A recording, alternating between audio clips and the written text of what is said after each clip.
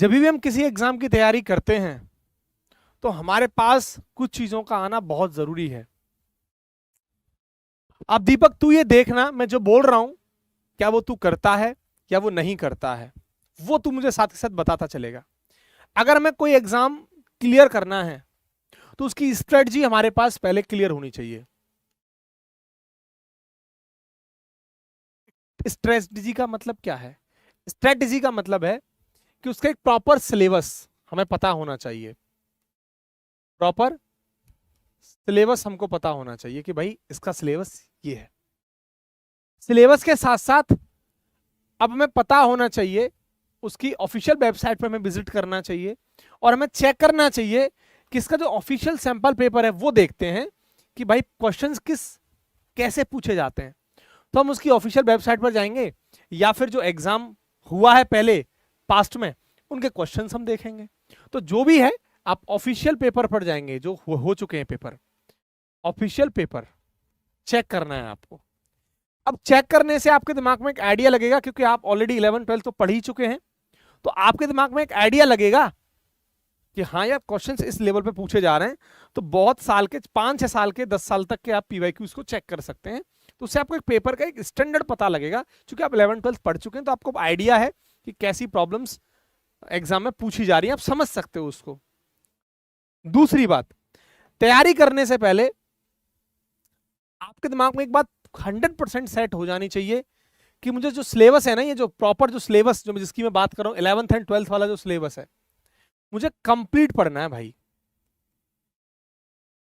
Complete पढ़ना है, छोड़ना कुछ नहीं है। बच्चे की प्रॉब्लम मैं इतने सालों से जो सुनता आता हूं वो क्या है कि स्टार्टिंग वो कंप्लीट पढ़ेगा, उसमें हाईली एनर्जेटिक होगा, वो पूरी एनर्जी के साथ पढ़ेगा, लेकिन जैसे से बैच को 30 दिन 1.5 महीना हो जाएगा वो उसकी जो मोटिवेशन, उसकी जो एनर्जी है वो डाउन हो जाती है। और जब लास्ट में पेपर से 20 दिन पहले 1 महीने पहले वो ये क्वेश्चन करने लगता है कि सर मैं क्या पढ़ूं जिससे कि मेरा पेपर निकल जाए, मैं कौन कौन से चैप्टर पढ़ूं, कौन कौन से छोड़ दूं। और ये यही अगर इस बच्चे ने जब आपसे पूछ लिया ना कि मैं कौन से छोड़ दूं और कौन से पढ़ूं, समझ जाए इसकी कहानी एकदम चौपट है, खत्म है। मेरे अपने जीवन का 8 साल का अनुभव मैं आपको बता रहा हूं। ये पहले आप प्रॉपर सिलेबस को कंप्लीट पढ़िए, क्योंकि पेपर का नहीं पता कि कौन सी को प्लस और माइनस कर दे।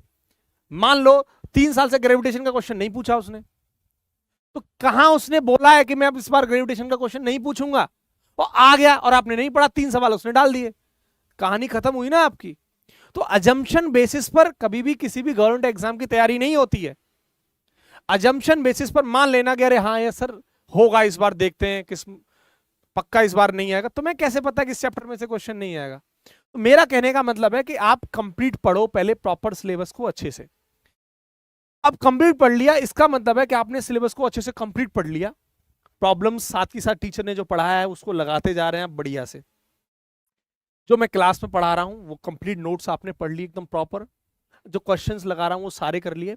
साथ में आपके पास कुछ ऐसा मटेरियल होना चाहिए जिससे आप क्वेश्चंस लगा पाए। समझ रहे हो मेरी बात? ऐसा मटेरियल होना चाहिए जिसमें चैप्टर वाइज प्रॉब्लम्स हो, चैप्टर वाइज क्वेश्चंस हो साथ ही साथ, जिससे कि आप लगा पाए। अगर कोई ऐसा एग्जाम है जिसके पीवाईक्यूज मिल जाते हैं तो साथ साथ पीवाईक्यूज लगा रहे हैं तो ये बहुत ज्यादा बेहतर है। लेकिन एयरफोर्स नेवी का पेपर ऐसा है जिसके पीवाईक्यूज नहीं मिल पाते हैं, तो आप क्या करेंगे, जो टीचर आपको गाइड कर रहा है उसके बेसिस पर आप प्रॉपर जो उसको डीपीपीज दे रहा है वो डीपीपीज लगाइए। आपको लगता है आपके पास कोई बुक है उसमें अच्छे क्वेश्चंस हैं, वो क्वेश्चंस लगाइए। मैं हमेशा बच्चों से एक चीज कहता हूं, देखो मैं बार बार बोल रहा हूं, मेरे अपने 8 साल का अच्छा खासा अनुभव है, मैं उसके साथ आप उस तजुर्बे के साथ आपसे बात कर रहा हूं।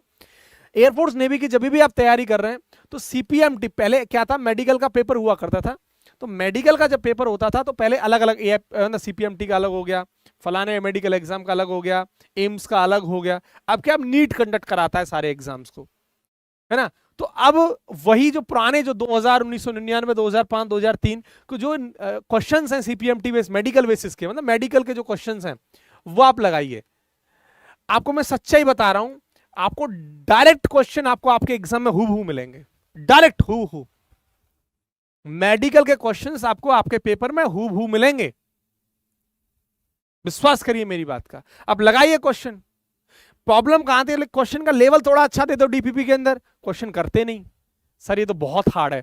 आप खुद से पहले प्लानिंग कर लेते हैं, पहले से अपने दिमाग में सेट है आपके लिए कि सर ये आता है पेपर में, अरे इतना टफ थोड़ी ना क्वेश्चन आते हैं यार, सर आप करा रहे हैं खामखा।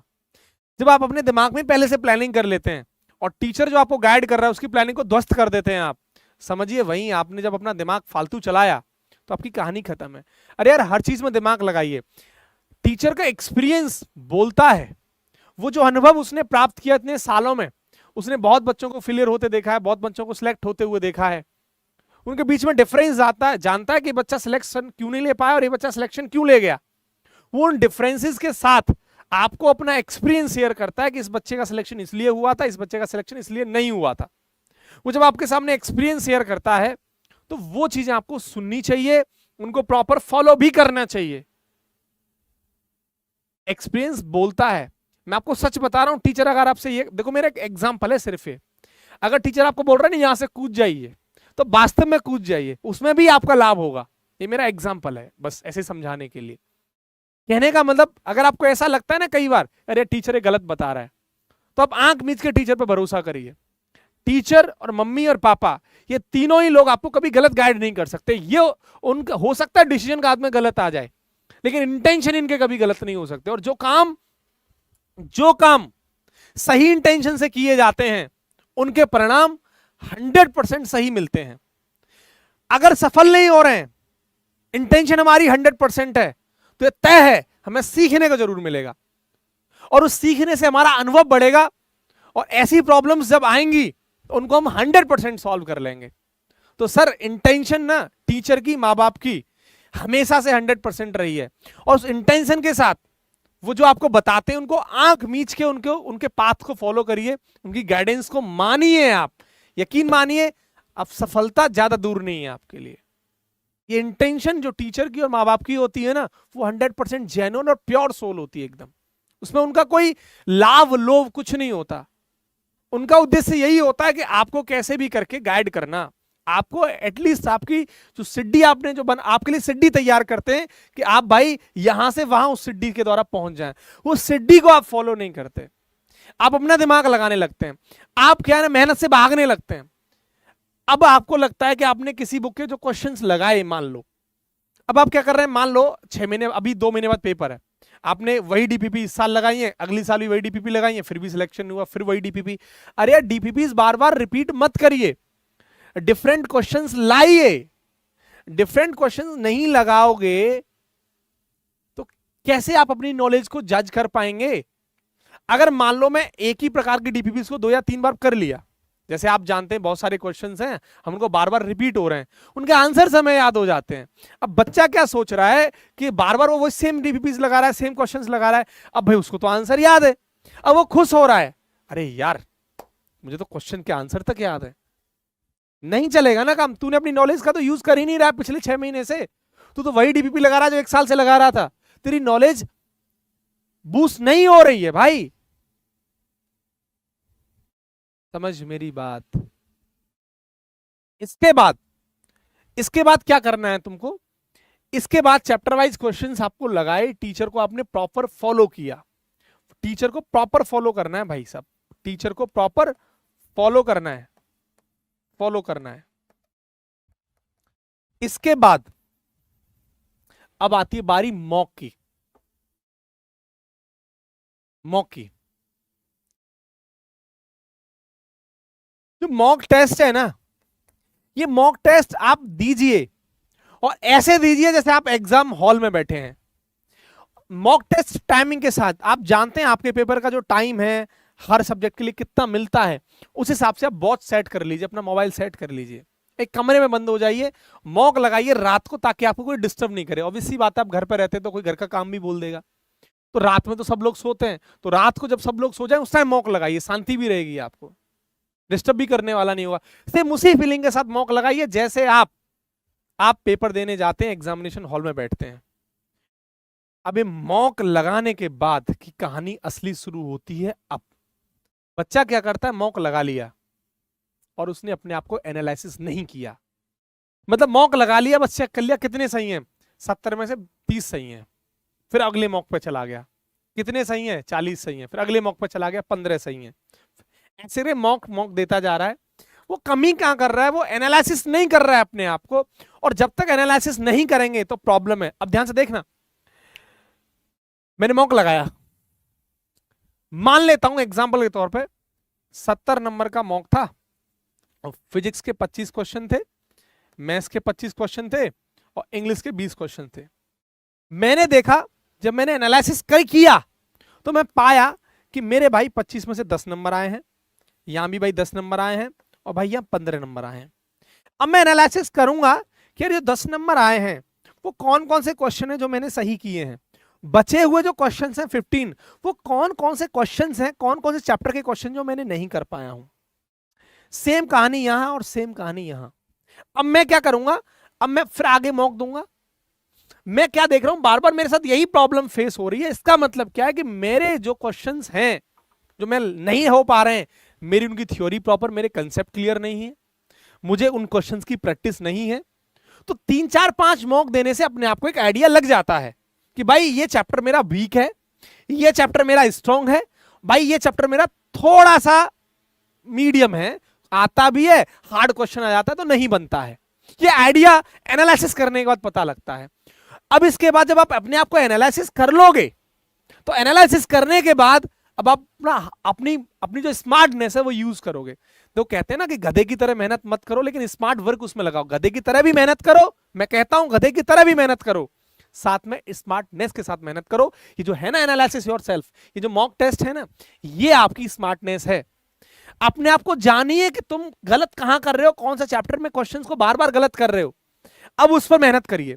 मान लो मैं वही एग्जांपल दे रहा हूं, मान लो कि जैसे साउंड चैप्टर है, मान लो साउंड एंड वेव हो गया, है ना, आपका हीट हो गया, मान लेते हैं, है ना, आपका इलेक्ट्रोस्टैटिक हो गया, है ना, मैग्नेटिज्म हो गया। बार बार क्या कर रहे हैं आप, इसके क्वेश्चन आप 100% में से भाई साहब जब जब आ रहा है आप सही करते जा रहे हैं। इसका मतलब यह कि आप ज्यादा इस पर मेहनत करने की जरूरत नहीं है, कि आपकी प्रिपरेशन अच्छी है, ये पता लग गया। तो इस पर क्यों एफर्ट लगा रहे हो जब तुझे पता है ये चीजें आ रही हैं, बार बार तू सही कर रहा है हर मॉक के अंदर, तो इतना इसमें इस चैप्टर के ज्यादा क्वेश्चंस लगाने की नीड ही नहीं है ना तुझे। तुझे मेहनत किस पे, कैसे क्वेश्चंस लगाने की नीड है। अब जो चैप्टर मान ले ग्रेविटेशन के तू क्वेश्चंस नहीं करवा रहा है, वर्क एनर्जी आ रहा है उसके भी नहीं लगा पा रहा है, लॉ ऑफ मोशन है उसके भी नहीं तू लगा पा रहा है, समझ रहा है ना मेरी बात, या फिर फ्रिक्शन है तू उसके भी क्वेश्चंस नहीं लगा पा रहा है, प्रोजेक्टाइल आ रहा है उसके भी नहीं लगा पा रहा है, वेव के हैं वो क्वेश्चंस नहीं लगा पा रहा है, वेव ऑप्टिक्स हैं उसके भी क्वेश्चंस उससे नहीं बन रहे हैं। अब तुझे आइडिया लगा ना कि भाई अब तेरी क्या है ना, अब तू इन पर मेहनत स्टार्ट कर। सर ये होती है सही तरीका मेहनत करने का, एनालिसिस योरसेल्फ। तो दीपक, क्योंकि क्या आपने अपने आप को एनालिसिस किया है कि मेरी कमी कहां है? मैं पेपर दे के जाता हूं, मैं मॉक देता हूं, मेरी प्रॉब्लम कहां है? बहुत सारे बच्चे पढ़ तो रहे होते हैं, और इतने सारे बच्चे पढ़ रहे हैं ना, लेकिन प्रॉपर गाइडेंस के साथ नहीं पढ़ते। हम पढ़ते हैं सिर्फ और सिर्फ एक दिखावे के लिए कि मैं पढ़ रहा हूं। एटलीस्ट आप पढ़ ही रहे हैं, अपनी कहानी खत्म कर रहे हैं पढ़ने के बजाय। ध्यान रखना, पढ़िए तो एक प्रॉपर गाइडेंस के साथ पढ़िए। देखो मैं आपको एक बहुत कॉमन सी बात बताता हूं बच्चों, बहुत कॉमन सी बात। आप जानते हैं, मैं एक ऐसे बच्चे की कहानी आपको बताने जा रहा हूं, बहुत ही इंटरेस्टिंग है।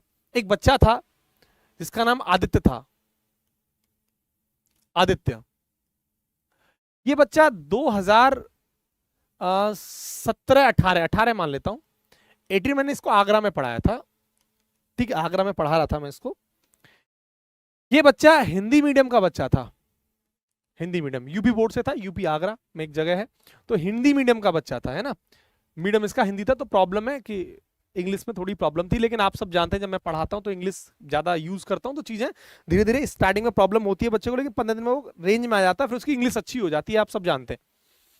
अब क्या हुआ ना, ये आदित्य पहले एक अटेम्प्ट दे चुका था एयरफोर्स का, आई थिंक 17 सेकंड में एक अटेम्प्ट दे चुका था, और इसके फिजिक्स में थे आई थिंक 5 मार्क्स, 5 मार्क्स, और कट ऑफ इसका क्लियर ही नहीं हुआ था, जो सबके साथ प्रॉब्लम है।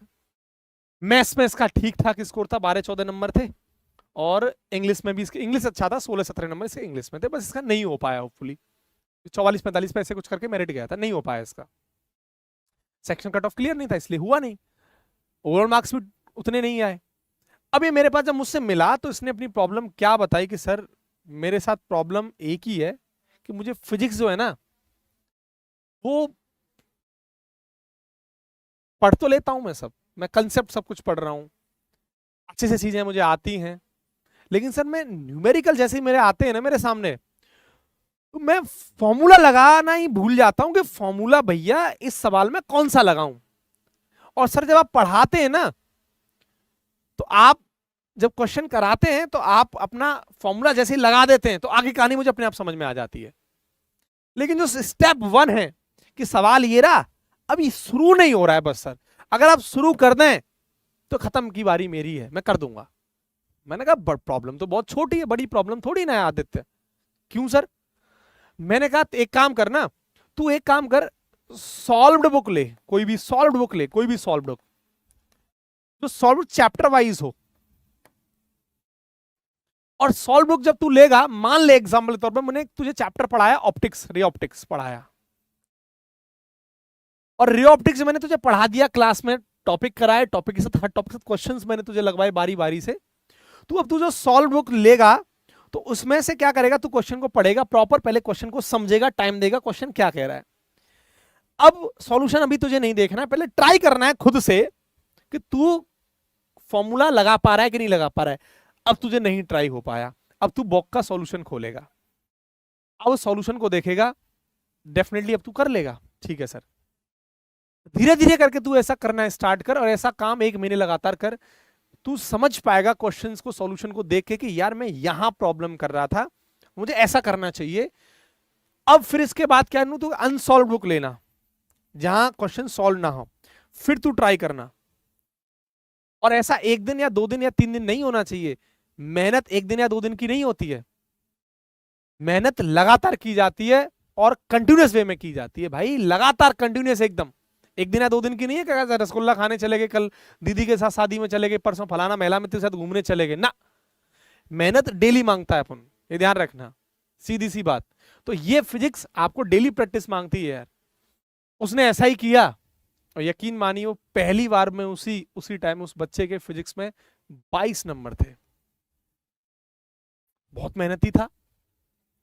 इसके पिताजी, मुझे ठीक से याद है, इसके पिताजी किसी और के यहाँ काम करते थे, 5,000 रुपये महीने के हिसाब से, है ना।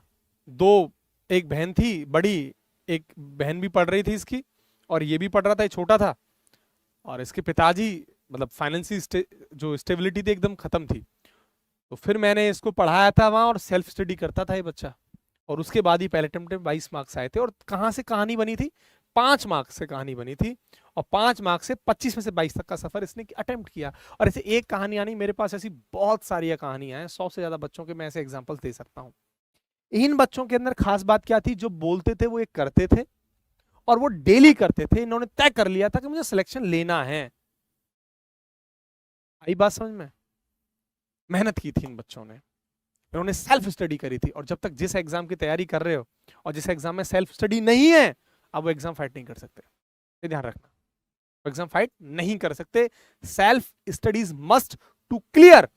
किसी भी एग्जाम को करना है आपको, सेल्फ स्टडी मस्ट है, ये ध्यान रखना।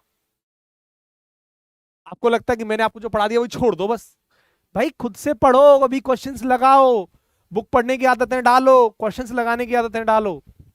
तो सर ये मेहनत करिए, आप अपनी दीपक 11th एंड 12th की बुक निकालिए, वो सफिशिएंट है आपके लिए, मोर देन सफिशिएंट है। ठीक है।